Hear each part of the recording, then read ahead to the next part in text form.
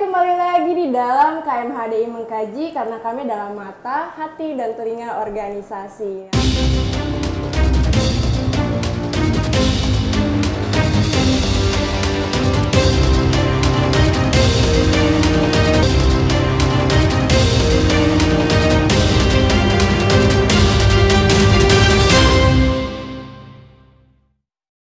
Bagaimana kabarnya teman-teman semua nih? Aku harap masih dalam kondisi yang sehat dan hati yang berbahagia. Asik. Nah, hari ini di KMHDI Mengkaji kedatangan tamu yang spesial deh kayaknya. Kalau udah ngomongin ekonomi gitu, keuangan. Kita kedatangan Bapak Dr. Kadek Dian Sutrisna, SEMSC. Selamat datang Bapak. Aku panggilnya apa ya? Beli kadek boleh. Beli kadek boleh. Yeah. Kita panggil Beli. Gimana Beli hari ini kegiatannya lancar? Lancar. Lalu lintas aman? Aman. Perekonomian lancar juga? Iya, perekonomian mulai pulih ya. Pulih ya, berarti tradingnya lancar kayaknya. Iya Beli, hari ini aku dari KMHD ini mau ngajakin sharing-sharing sedikit lah tentang beberapa keluhan dan keluh kesah gitu dari audiens-audiens yang ada di sini. Nah, aku pertama mau mempertanyakan tentang masa kecilnya Beli dulu nih. Beli ini sebetulnya orang yang seperti apa sih sewaktu kecil sampai sesukses ini gitu kan? Oh. Boleh Beli diceritakan sedikit? Jadi kalau bicara mengenai masa kecil, saya kan lahirnya di Tabanan ya. Di Tabanan? Ya, di Tabanan, tapi banyak masa kecil, kemudian juga sekolahnya di Denpasar.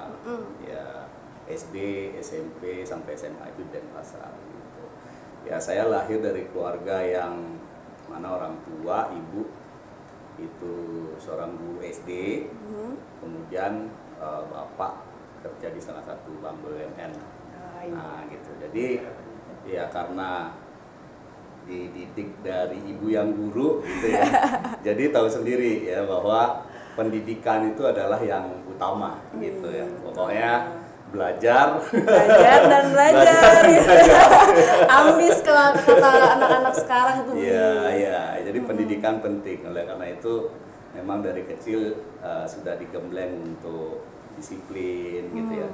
Kemudian belajar sudah ada waktunya gitu, dan ya itu kayak dididik untuk tetap belajar.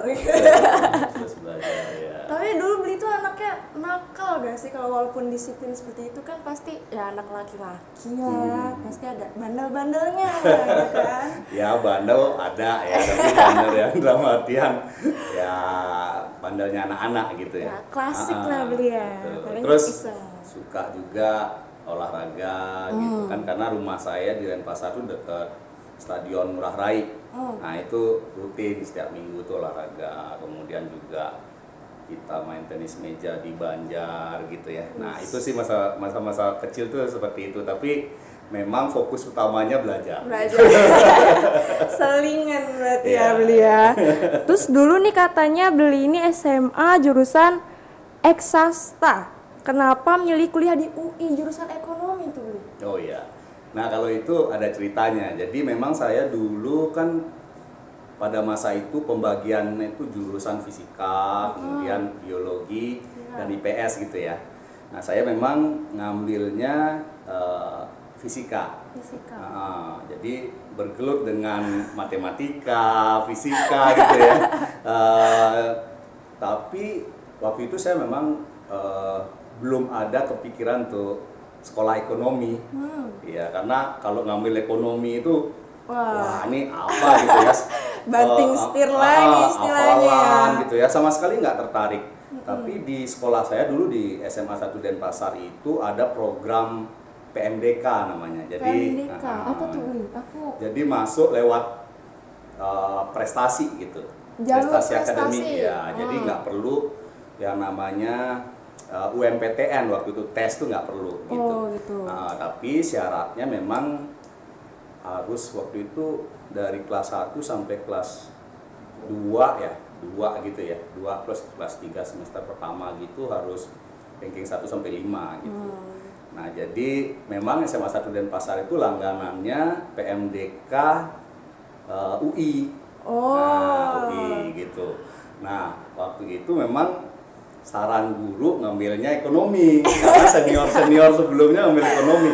Nah, saya waktu itu ini ya sudah ke Bandung sebenarnya untuk bimbingan belajar karena pinginnya masuk ITB waktu itu teknik karena kan orang fisika gitu ya. Iya, betul. Tapi karena saya udah nge-apply ke ekonomi karena senior sebelumnya juga ekonomi, terus bapak saya ekonomi gitu ya. Betul. Kemudian pas apply PMDK itu saya juga nggak ngerti ini ada akuntansi, terus ada ekonomi studi pembangunan gitu ya, manajemen yang mana nih. Dan bapak saya juga nggak pernah cerita kalau bapak dulu adalah ekonomi studi pembangunan gitu. Bapak cuma bilang, oh ya udah kamu kan punya basic matematik yang cukup bagus gitu. Ambil ekonomi studi pembangunan aja, ISP gitu, karena di sana banyak analitik ya, menggunakan juga matematika yang banyak gitu ya. Nah, jadi ngambilnya ISP. Nah, waktu itu berencana juga ngambil UMPTN ke ITB. Nah, waktu bimbingan belajar ke Bandung, bimbang dong jadinya. Iya, pengumuman dapet gitu ekonomi UI. Ya. Nah, terus bingung gitu, apakah ngambil ekonomi UI atau melanjutkan bimbingan belajar mengadu keberuntungan gitu ya di ITB. Nah, terus karena saya waktu itu tinggalnya di senior orang Bali gitu ya, yang sudah kuliah di ITB gitu. Nah, saya tanya gimana gitu, minta pertimbangan, udah ambil aja gitu, bagus gitu. Terus dan juga mempertimbangkan sekolah, karena kalau nggak diambil katanya tahun berikutnya akan di blacklist sekolahnya. Nah, ini saya memikirkan banyak hal gitu, terutama sih sekolah ini gitu, supaya kedepannya adik-adik kelas saya juga bisa gitu membuka masuk jalan. Nah, itu pertama dasar saya masuk di ekonomi UI walaupun orang fisika gitu. Tapi ini nggak baik sebenarnya. Mungkin bagi adik-adik gitu ya yang sekarang kan udah tahu ya informasi mengenai akan jadi apa sekolah ini, yang bagus apa, melakukan perbandingan informasi itu kan lengkap. Waktu itu saya nggak punya tuh, mau jadi apa nggak ngerti gitu. Ya udah ngambil ekonomi gitu, jadinya masuk ekonomi. Ya. Biasa ya, kayaknya sama deh, semua anak muda tuh suka tantangan gitu ya biasanya. Apa yang sulit itu yang dikejar gitu. Ya pasti gitu ya. Terus ini Beli, di UI itu kan tadi masuk jurusan ekonomi.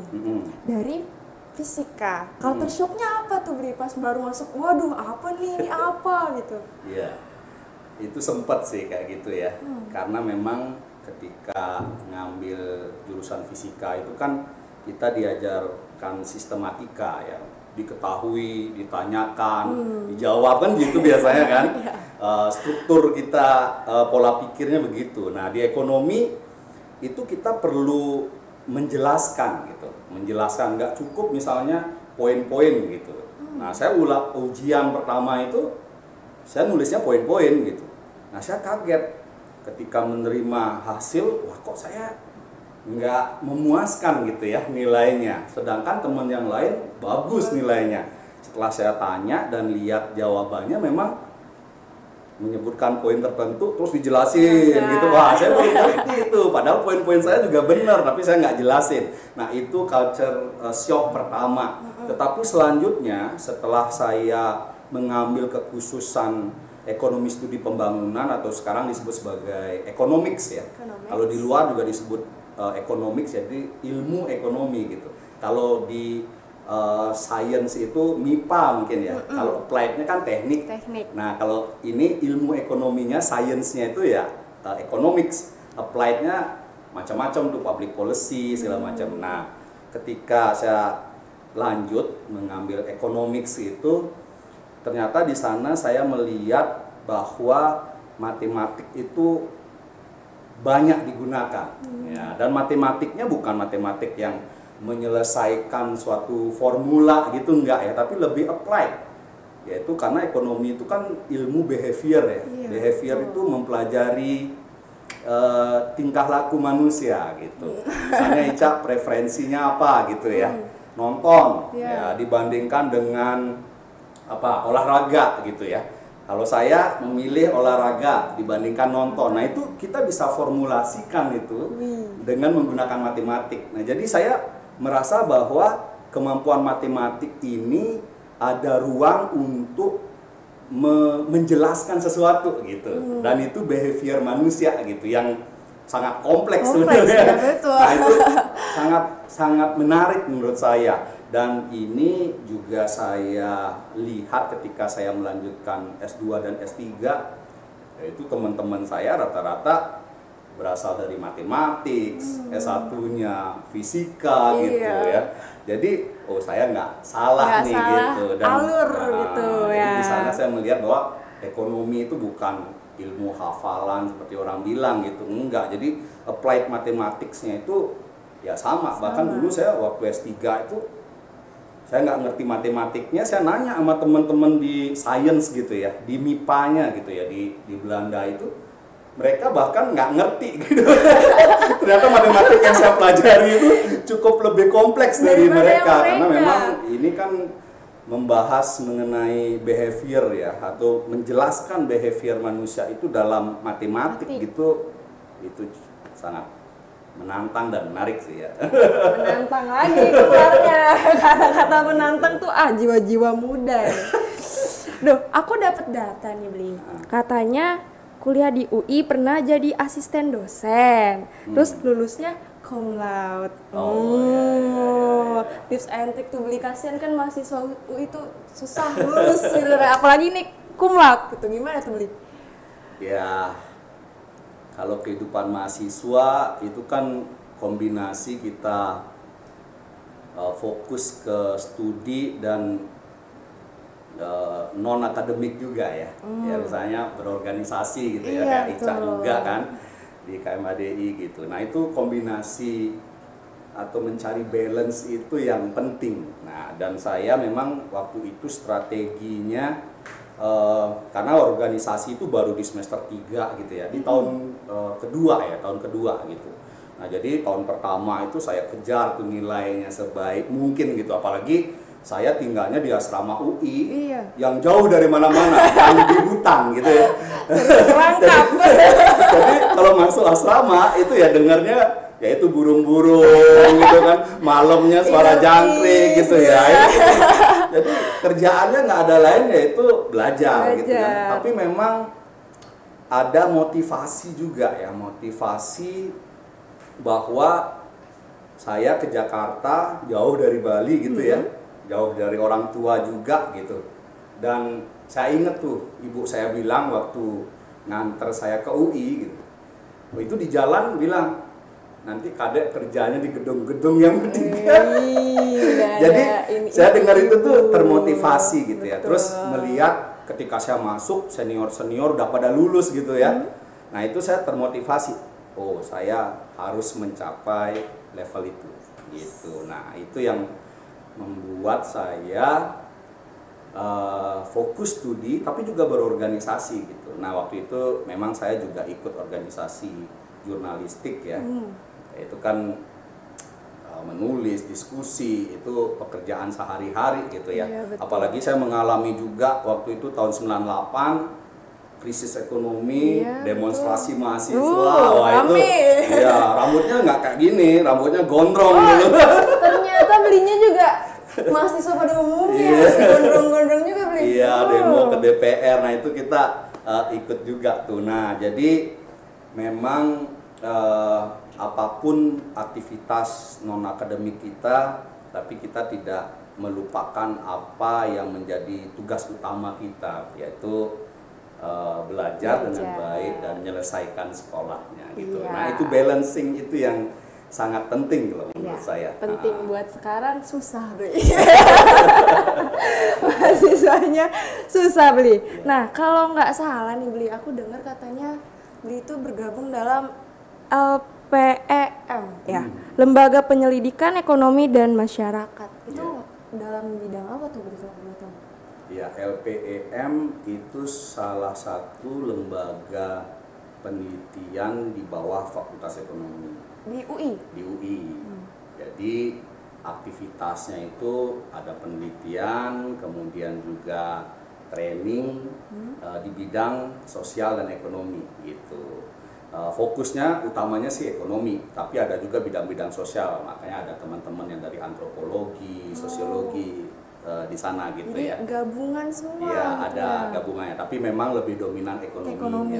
Ya, dari lulus di tahun berapa waktu itu saya lupa, lulusnya tahun 2001 ya. Wah, saya baru lahir.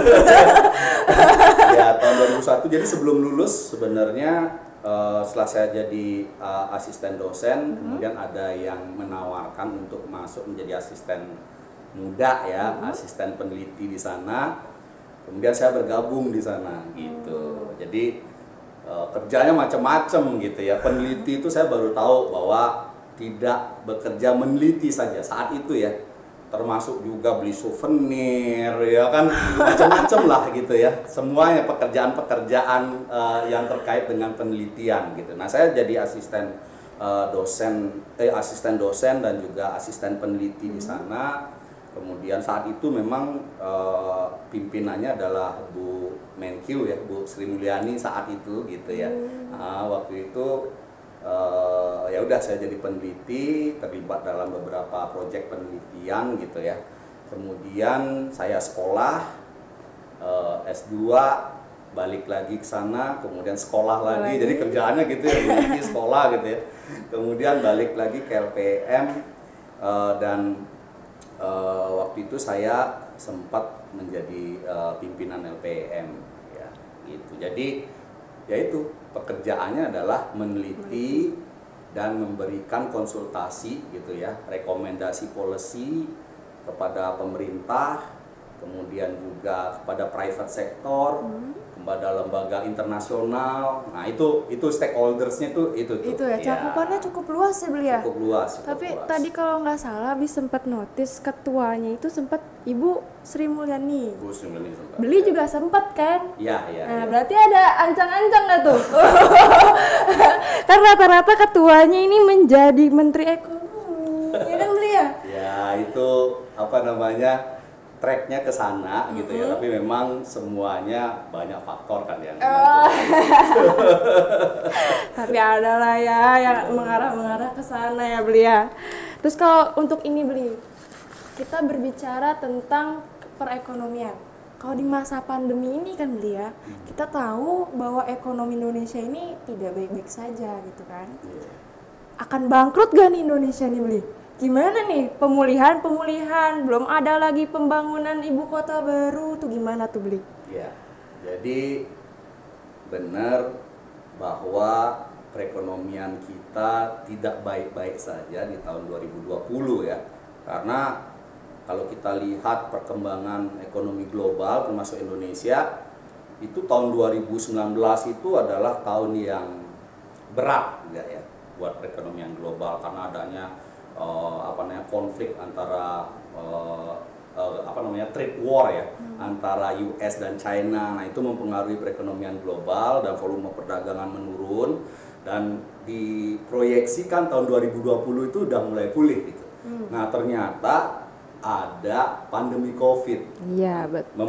Membuyarkan semua proyeksi ekonom ya tentang pemulihan ekonomi global di tahun 2020. Nah, karena memang krisis ini berbeda gitu ya. Krisis yang belum pernah ya, mungkin dulu pernah kita alami ya, di Spanish flu itu kita pernah mengalami, tapi saat ini baru muncul kembali gitu. Itu adalah krisis disebabkan oleh faktor kesehatan. Betul. Nah, faktor kesehatan di mana kita dipaksa gitu untuk tidak melakukan mobilitas dan meminimalisir interaksi secara langsung. Iya, betul. Nah, ini kan kalau kita belajar ekonomi, prinsip dari pasar ya. Pasar itu adalah pertemuan antara penjual dan pembeli ya, namanya pertemuan antara penjual dan pembeli untuk melakukan transaksi. Nah, sekarang bertemu nggak boleh. Iya. Nah, artinya itu mempengaruhi bekerjanya mekanisme pasar itu gitu. Jadi kita biasanya ke mall belanja nggak boleh, ya kan, harus di rumah gitu kan. Kemudian juga bekerja harus dari rumah. Kemudian biasanya orang libur nggak bisa gitu jalan-jalan. Nah itu menyebabkan perekonomian itu terdampak sangat signifikan gitu ya akibat pandemi itu, sehingga di tahun 2020 pertumbuhan ekonomi kita turun ya, terutama di kuartal kedua itu ya. Tahun 2020 pertumbuhan turun, tapi kalau kita lihat, kalau dikatakan bangkrut gitu ya, tapi kata bangkrut itu kan berarti kan mau di likuidasi gitu ya, nggak kan, mampu bayar hutang segala macam. Utang negara kan di mana-mana sekarang beli. Ya. Jadi kalau kita lihat dulu dari pola pertumbuhan ekonomi kita setelah kuartal kedua tahun 2020 kan udah mulai meningkat ya kan. Bahkan di tahun 2021 sekarang sampai triwulan kedua itu udah tumbuh positif. Memang di tahun 2020 negatif gitu ya. Kita mengalami resesi. Tahun 2021 kuartal kedua udah positif. Kuartal ketiga juga sudah mulai positif. Dan kami ya, saya kebetulan di bidang riset juga di salah satu BUMN, kita melihat bahwa kalau membandingkan ekonomi Indonesia sekarang dengan masa sebelum pandemi, ya sebelum pandemi 2019, nah ini ada namanya produk domestik bruto, nah itu udah lebih melebihi. Ya, sudah melebihi di tahun 2019, artinya kita sudah pulih gitu ya kalau dilihat dari indikator itu. Nah itu lebih baik dibandingkan dengan negara-negara lain. Misalnya kita bandingkan negara-negara Eropa, nah itu masih berada di bawah sebelum pandemi perekonomiannya gitu. Tapi Indonesia, US, China itu udah melebihi masa sebelum pandemi. Nah artinya kita proses recovery-nya termasuk cepat gitu. Nah bicara mengenai hutang tadi gitu kan, ya banyak memang hutang itu menjadi perdebatan kan gitu. Betul. Nah tapi ada hal yang perlu kita pahami, konsep dasarnya bahwa negara itu berbeda dengan perusahaan. Nah kalau perusahaan itu punya batas waktu hidup, ya waktu saya OS 3 itu saya diajarin tuh. Tapi kalau pemerintah itu infinity tuh. Jadi limitnya sampai tak terhingga hidupnya, sehingga kalau sekarang pemerintah berhutang, ya, tapi bukan berarti pemerintah itu bangkrut gitu. Karena ketika dia berhutang, kemudian hutang itu digunakan untuk hal yang produktif, kemudian bisa menciptakan pendapatan, bisa menciptakan lapangan pekerjaan, ya kan. Misalnya kalau mau bangun jalan tol, jembatan itu kan banyak tuh menyerap tenaga kerja. Belum lagi pas masa operasional, jalan tol itu bisa meningkatkan connectivity misalnya kayak gitu kan. Itu kan menciptakan income, sehingga dalam jangka panjang income itu memberikan manfaat ekonomi, sehingga ketika income masyarakat meningkat, nanti pajaknya juga meningkat kan gitu. Nah itu yang kita gunakan nanti sebagai sumber dari pembayaran cicilan hutang dan bunganya gitu. Jadi itu konsep dasarnya, bahwa pemerintah itu berbeda dengan perusahaan gitu ya. Pemerintah memiliki jangka waktu hidup yang mendekati tak terhingga gitu. Jadi dari kan itu kalau di ekonomi namanya apa ya, intergenerational model gitu ya. Jadi antar generasi, misalnya Ica orang tuanya, kemudian nanti Ica menikah, kemudian punya anak-anak, ya itu kan berlangsung terus, dan itu selama itulah negara akan ada gitu ya. Jadi analisisnya bukan 1 tahun, 2 tahun, bukan enggak. per periode presiden gitu ya. ya. Enggak per periode presiden, tapi dalam jangka waktu yang panjang. Jadi memandang hutang, memandang juga negara itu dalam jangka panjang gitu. Berarti gitu. kita memang harus melihat dengan prospek jangka panjang gitu beli ya. Jadi kalau misalnya sekarang berhutang, nanti bisa menciptakan income, atau sekarang budgetnya defisit, nanti bisa surplus gitu. Ya kalau kan? misalnya nggak ada surplusnya. Nah, kalau nggak ada surplusnya, nah itu ada masalah mengenai sustainability fiskal namanya, keberlanjutan fiskal. Ya, karena ditakutkan nanti, nah ini yang mungkin tidak diperbolehkan ya, membayar cicilan dan bunga hutang itu dari berhutang gitu ya kan, jadinya gali lubang tutup lubang. Iya, Nah, betul. itu yang harus diminimalisir, diusahakan adalah hutang itu adalah produktif, bisa menghasilkan pendapatan, kemudian kembali lagi menciptakan pendapatan bagi pemerintah gitu ya. Jadi pendapatan masyarakat nanti menciptakan pendapatan bagi pemerintah berupa penghasilan pajak misalnya. Nah, itu yang akan digunakan nanti untuk membayar hal tersebut. Gitu. Seperti itu. Ya, jadi ternyata harus dilihatnya dalam jangka panjang, dan salah satu indikatornya itu namanya ini nih, Cak. Debt per GDP, jadi hutang per GDP. Nah, hutang itu adalah stok hutang yang kita punya. GDP itu adalah kue perekonomian. Nah, kue perekonomian itu jumlah keseluruhan pendapatan masyarakat lah. Nah, jadi kalau misalnya rasio dari hutang per GDP-nya menurun, artinya kita berhutang, tapi kalau hutang itu bisa menciptakan GDP, itu nggak masalah. Jadi hutang itu artinya sustainable ya, gitu. Sustainable untuk arah yang baik. Iya. Jadi dapat GDP-nya menurun. Nah, itulah gambarannya. Jadi kalau dibilang Indonesia bangkrut, dilihat dari indikator kita sekarang sudah pulih ya, terus dibandingkan negara lain kita lebih baik gitu ya. Kemudian rasio utang per GDP memang meningkat tahun 2020, tapi kemudian mengalami penurunan, dan targetnya tahun 2023 pemerintah terus menurunkan debt per GDP. Jadi dengan komitmen itu kita jauh dari kata bangkrut gitu ya. Tapi masuknya apa? Di middle atau di high kita masih ada perekonomiannya? Masuknya di middle berarti ya? Kalau dilihat dari kategori income per kapita, itu kita masih, ini kan ada klasifikasinya lower middle income country kita masih ya. Tapi diharapkan nanti bisa keluar dari middle income, kemudian bisa menjadi negara maju. Ya itu kan target kan, ya itu target. Tapi ada beberapa hal yang harus dipenuhi tentunya gitu. Dan itu menjadi kerja bersama, tidak hanya pemerintah gitu ya. Kerja bersama, tidak hanya bersama pemerintah gitu ya. Betul. Berarti ini Beli mendapatkan informasi-informasi ini mungkin dari lembaga yang Beli jalani juga ya, LPIM itu ya. Jadi ya itu akumulasi sebenarnya ya. Karena saya memang bidangnya riset, jadi kita harus tahu gitu perkembangannya seperti apa gitu.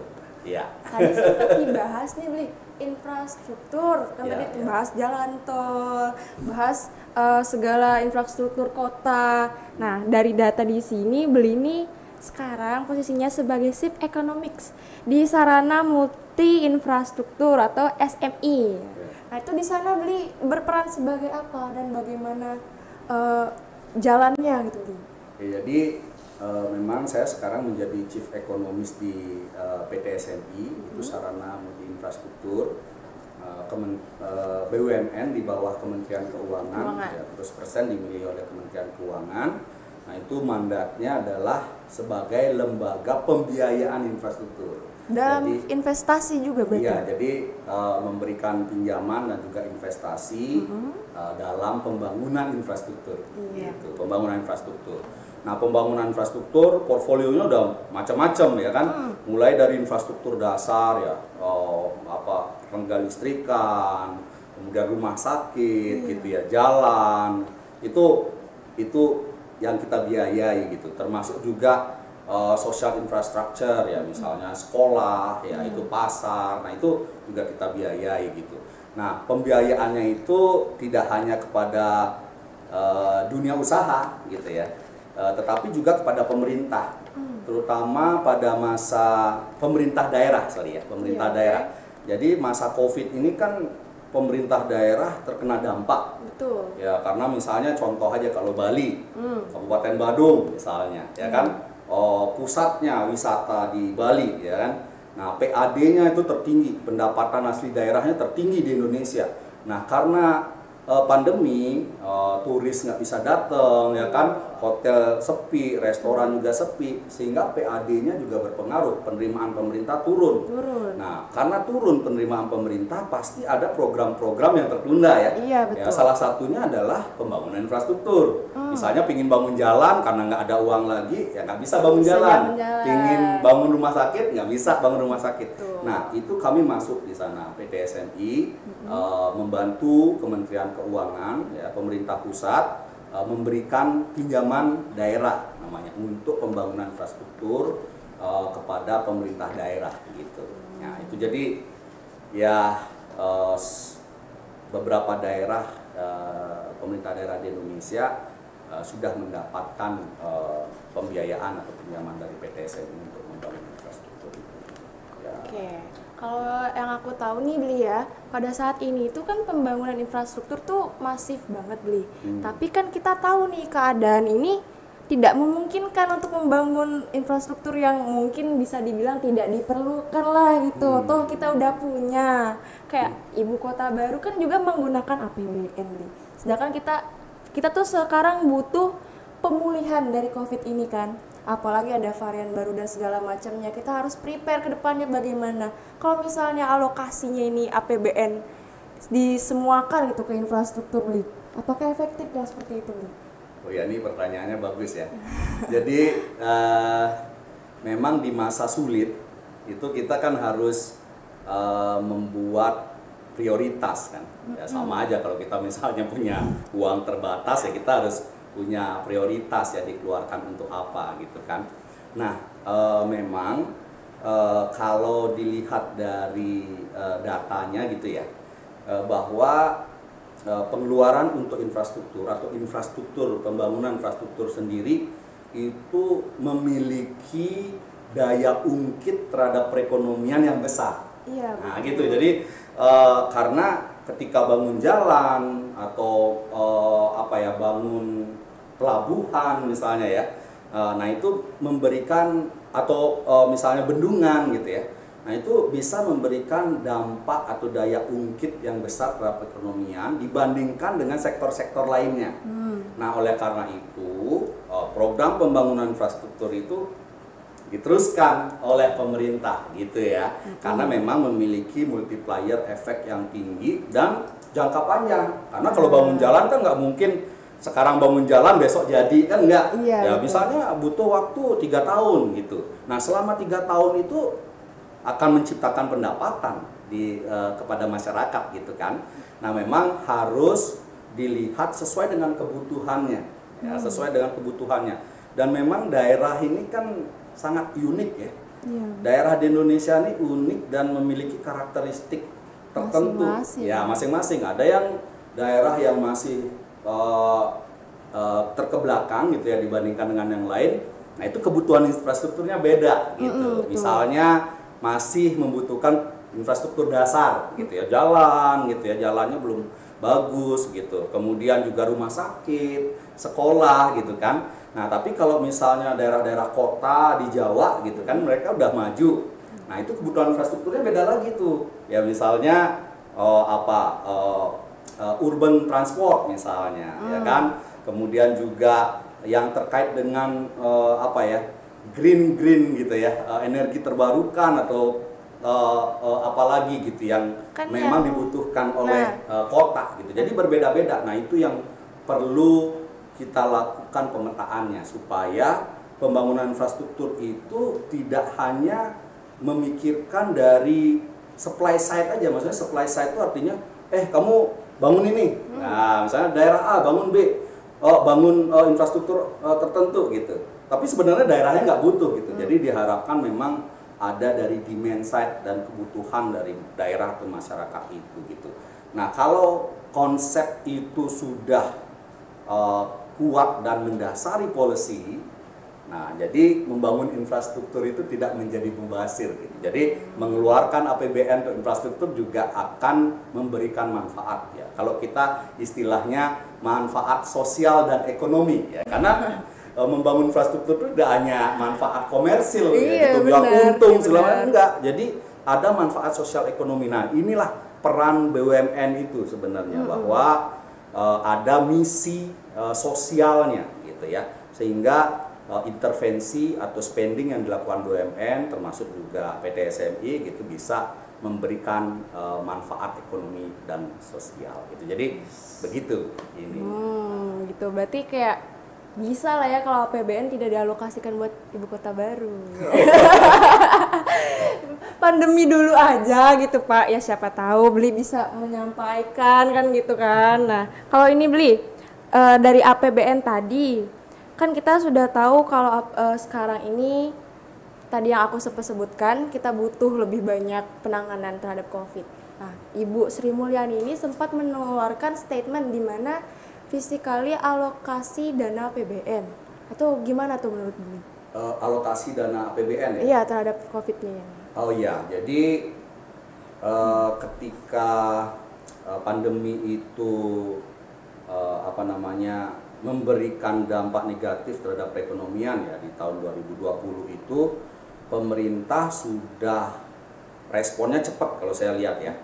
Jadi mereka mengalokasikan anggaran untuk program PEN ya, program pemulihan ekonomi nasional. Iya. Nah, kalau kita lihat alokasinya, nah itu pertama yang paling besar adalah untuk sektor kesehatan. Iya, ya, betul. Sektor kesehatan kalau sekarang itu pengadaan vaksin ya kan, kemudian memberikan insentif kepada tenaga kesehatan ya. Nah, itu beberapa ininya. Kemudian yang kedua adalah perlindungan sosial. Nah, karena pada masa pandemi ini itu yang terkena dampak paling besar itu kan golongan masyarakat menengah ke bawah. Betul. Nah, ini saya kebetulan memang mengalami 3 kali krisis. Krisis tahun 98 waktu itu kuliah di Depok ya. Masih kuliah jadi mahasiswa itu kerasa tuh. Sebelum krisis bisa beli buku-buku impor gitu ya, setelah krisis nggak bisa lagi di fotokopi aja gitu kan.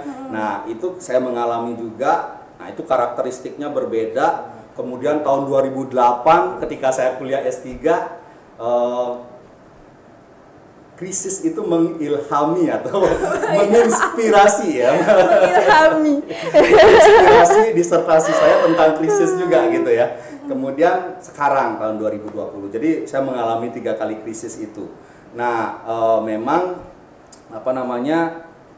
krisis ini kan berbeda seperti yang saya sampaikan tadi. Dari tahun 98 UMKM dianggap sebagai penyangga krisis gitu ya. Perusahaan besar bangkrut, UMKM masih maju, survive gitu. Iya, ya, betul. sebagai penyangga krisis. Tapi tahun 2020 UMKM yang banyak terdampak. Karena apa? Karena UMKM terutama yang nggak mengadopsi teknologi digital, itu kan mereka mengandalkan pertemuan langsung dengan konsumennya kan. Iya, nah, ini dibatasi mobilitasnya, mereka terdampak. Jadi UMKM itu terdampak. Nah, oleh karena itu pemerintah mendesain gitu ya program pemulihan ekonomi nasional. Selain sektor kesehatan juga membantu UMKM dan juga masyarakat menengah ke bawah gitu ya, karena mereka terdampak paling besar gitu. Karena kalau golongan masyarakat menengah ke atas mereka masih punya income gitu. Iya, ada kemewahan yang mereka punya karena nggak bisa ke kantor tapi bisa kerja online. Nah, ini ditunjukkan oleh kalau kita lihat data tabungan di perbankan itu selama pandemi positif pertumbuhannya ya. Nggak ada penurunan. Nggak ada penurunan, tapi kreditnya menurun. Gitu. Nah, siapa yang bisa nabung pada masa pandemi dan krisis ini ya? Golongan masyarakat menengah ke atas gitu, yang masih bisa bekerja dan mendapatkan income walaupun dibatasi nggak harus ke kantor gitu. Nah, ini yang memang menjadi prioritas ya bagi pemerintah, sektor kesehatan, perlindungan sosial, kemudian UMKM, dan juga untuk beberapa korporasi yang memang terdampak, terutama yang terkait dengan sektor transportasi ya. Kemudian yang berikutnya tadi yang berhubungan dengan pemerintah daerah. Nah, itu masuk ke dalam program pemerintah. Tahun 2021 itu kan sebesar 700 triliun ya pemerintah mengeluarkan alokasi di dalam program pemulihan ekonomi nasional. Berarti ini ada hubungannya nggak Beli sama program jaring pengaman sosial nih yang ditetapkan pemerintah gitu? Ada hubungannya juga berarti? Iya, iya. Jadi ya itu tadi program perlindungan sosial, diutamakan untuk masyarakat miskin dan rentan, ya gitu ya. Jadi diharapkan pada masa pandemi itu mereka bisa tetap survive, kemudian juga bisa mempertahankan konsumsinya, karena konsumsi itu adalah pemberi kontribusi terbesar ya, kepada perekonomian gitu. Jadi Ica belanja ke mall, makan, nah itu membantu pertumbuhan ekonomi itu. Ya, konsumsi rumah tangga itu 50% lebih. Berarti saya juga termasuk membantu negara ya. Betul. Jadi kalau konsumsi itu membantu pertumbuhan ekonomi, itu kontribusinya besar terhadap perekonomian. Nah itu yang rajin lah belanja biar negaranya biar bisa bayar utang gitu, bayar pajak juga ya beli ya. Terus beli nih yang terakhir beli, the last question. Harapan beli nih buat KMHDI gitu ke depannya bagaimana? Kan kita isinya adalah generasi-generasi bangsa yang akan meneruskan negara ke depannya beli. Ya. Jadi ketika saya ketemu Ica kemudian juga teman-teman itu membawa memori saya ke masa lalu ya, masa mahasiswa juga kan. Kerjaannya ya itu tuh diskusi ya kan, kemudian juga apa namanya meneliti, kemudian publikasi gitu ya. Waktu itu ada demo-demonya gitu ya. Jadi kalau saya lihat waktu itu kan tidak bisa diputar ya. Nggak bisa saya minta lagi untuk kembali ke dunia mahasiswa tuh nggak bisa gitu ya. Jadi pesannya adalah manfaatkanlah waktu sebaik-baiknya gitu ya. Karena waktu itu tidak bisa diputar lagi ya. Manfaatkan waktu untuk hal-hal yang positif, tidak hanya untuk studi, tetapi juga untuk kegiatan yang bermanfaat gitu ya bagi masyarakat. Nah itu yang perlu kita ingat gitu, karena menyia-nyiakan waktu termasuk dalamnya tidak disiplin misalnya ya, nah itu menyia-nyiakan hidup gitu. Nah oleh karena itu isilah waktu untuk hal-hal yang positif gitu, apalagi sekarang di era teknologi digital itu semuanya mungkin gitu ya, informasi terbuka ya kan, orang itu belajar mungkin nggak harus ke kampus gitu ya, kita dengerin YouTube atau kuliah-kuliah online gitu tuh udah banyak sekali sumber informasi yang bisa kita gunakan untuk mengembangkan kapasitas diri kita. Manfaatkanlah itu gitu, karena masa saya wah itu buat paper aja ya, itu dari data manual gitu ya, nyalin ininya apa namanya datanya, itu input datanya gitu. Sekarang kalian mempunyai kemewahan yang luar biasa, tingkatkan kapasitas diri dan jangan pernah menyia-nyiakan waktu, gunakan untuk hal yang positif. Gunakan untuk hal yang positif, itu yang paling penting sih beli. Aduh, saya mewakili KMHD ini khususnya beli berterima kasih sudah hadir di rumah kita yang sederhana ini beli. Sampai nanti kita aku sih pengennya bertemu lagi ya. Kalau beli ada waktu sering-sering mampir ke sini beli. Ya, sama ini beli, aku mau ngajakin beli buat ikutin slogannya KMHDI. Oke, boleh. Gini beli, nanti kalau aku bilang Satyam Eva Jayate, kita jawab Jaya gitu. Oke. Teman-teman ikut ya, teman-teman ikut. Oke. 1, 2, 3. Satyam Eva Jayate. Jaya. Terima kasih beliau. Terima kasih. Baik teman-teman, sekian episode dari KMHDI Mengkaji hari ini. Kita akan bertemu di lain waktu. Dadah.